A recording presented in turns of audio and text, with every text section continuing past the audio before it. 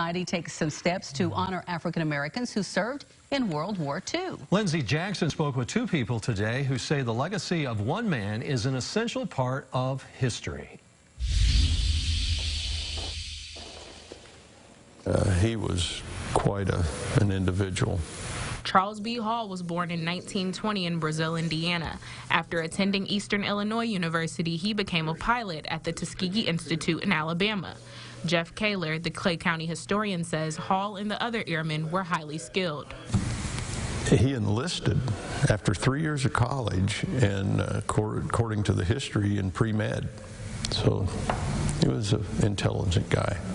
Hall would later become a fighter pilot for the 99th Fighter Squadron, where he was later recognized for his war efforts.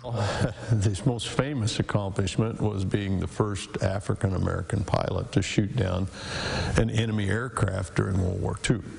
Kaler says that wouldn't be the last of Hall's fearless efforts in that war.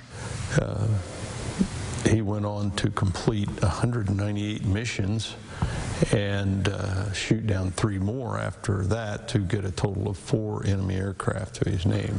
And in itself was quite an accomplishment.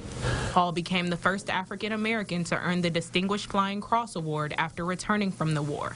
Bob Bigley, a post commander for the Post 1127 BFW in Brazil, says it's a major accomplishment.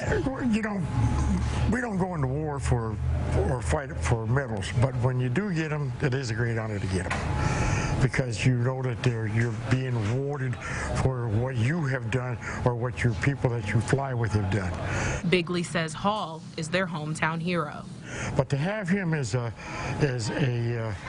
resident of this area, to come from our area, it's a great honor to have someone like that with us. Someone that has performed his duty in the war and came back as a hero. After returning from the war, Hall worked as an insurance agent in Chicago. He later moved to Oklahoma City, where he worked on the Tinker Air Force Base and later with the Federal Aviation Association. Charles B. Hall died in 1971 at the age of 51. All right, thank you, Lindsey. A monument for Charles B. Hall was built in front of the Brazil City Hall to honor his service. They also renamed a street after him on Brazil's north side. The number